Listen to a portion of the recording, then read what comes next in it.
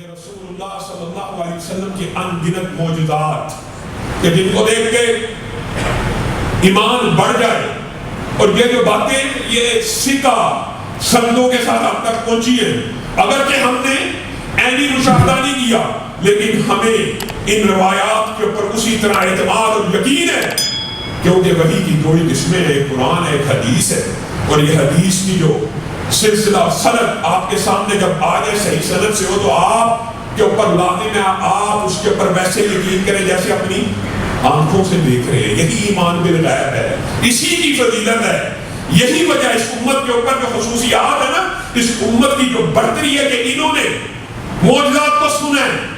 اگرچہ قرآن پاک جیسے معجزے کو دیکھا بھی ہے پڑھا بھی ہے، لیکن ہم نے سنا ایمان لے کے آ گئے۔ ہم نے موسیٰ کی امت کی طرح ہر روز ایک نئے معجزے کا مطالبہ نہیں کیا۔ رسول اللہ صلی اللہ علیہ وسلم کی زندگی میں جو معجزات بپا ہو گئے برپا ہو گئے، ہمیں ان کے اوپر کامل یقین اعتماد ہے۔ ام ورقہ بن نوفل بنت نوفل خود بیان کرتی ہے اور پھر حدیث کا ایک ٹکڑا خود بیان کیا، باقی دیگر صحابہ نے بیان کیا۔ اے اللہ کے رسول آپ میدان بدر میں جا رہے ہیں، مجھے بھی ساتھ لے جائیے۔ سبحان اللہ۔ آج ہمارے مردوں کا عالم کیا ہے؟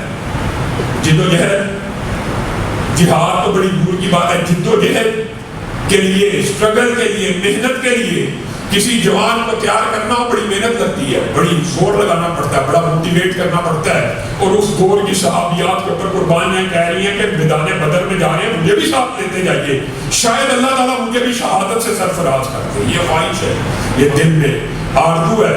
رسول اللہ صلی اللہ علیہ وسلم مسکرانا شروع ہو گئے اور آپ کے سامنے یہ بات رکھی ہے کہ پیشین گوئی کا بات بھی معجزات کا بات ہوتا ہے۔ رسول اللہ صلی اللہ علیہ وسلم کہنے لگے ام ورقہ بنت نوفل آپ اپنے گھر میں ٹھہریے، اللہ تعالیٰ آپ کو شہادت کی موت آپ کے گھر میں عطا کر دے گا۔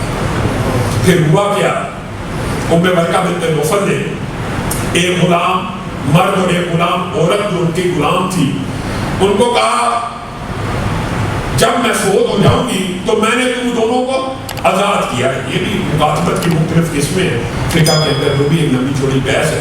اس کے اندر انہوں نے آزادی کی شرط کیا لگائی؟ جیسے میں فوت ہو گئی تم دونوں آزاد ہو۔ اب ان دونوں کے دل میں لالچ آ گئی، انہوں نے ام ورقہ بنت نوفل کو اسی رات شہید کیا۔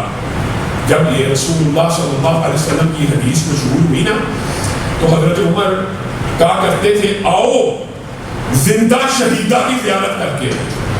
صحابہ کو رسول اللہ صلی اللہ علیہ وسلم کی بات کے اوپر اس طرح یقین ہوتا تھا کہ یہ ام ورقہ بنت نوفل ان کا یہ اعزاز ہے کہ صحابہ ان کے گھر میں جایا کرتے تھے اور کہا کرتے تھے یہ زندہ شہیدہ ہیں، ان کو رسول اللہ صلی اللہ علیہ وسلم نے شہادت کا اعزاز دے دیا۔ اب ممکن نہیں ہے کہ یہ شہید نہ ہو، اور وجہ شہادت یہ بنی اس غلام اور اس عورت نے اس لالچ میں آ کے کہ جیسے یہ فوت ہو جائیں گی تو ہم آزاد ہو جائیں گے، ایک رات ان کو شہید کر دیا۔ اور اسلامی فقہ کے اندر یہ آپ کو پتہ حدیث معروف ہے، کس حوالے سے بھی دیگر اس کے اندر سے بھی مسائل نکلتے ہیں۔ ایک مسئلہ یہ بھی ہے کہ حضرت عمر نے کہا تھا کہ اس عورت کو غلام اور اس مرد غلام کو پکڑ کے لاؤ۔ جب ان کو پکڑ کے لایا گیا، فقہ کا جو باب اس حدیث سے نکلتا وہ یہ ہے حضرت عمر نے یہ پہلے وہ یعنی ایک مرد اور عورت تھے جن کو مدینہ منورہ کے اندر گردن کاٹنے کی بجائے کیا کیا تھا؟ سولی پہ لٹکا دیا تھا۔ گویا اسلامی فقہ کے اندر کسی جرم کی سنگینی کو دیکھتے ہوئے مصلوب کر دینا، سولی پہ ٹانگ دینا، لوگوں کے لیے نشان عبرت بنا دینا یہ جائز ہے۔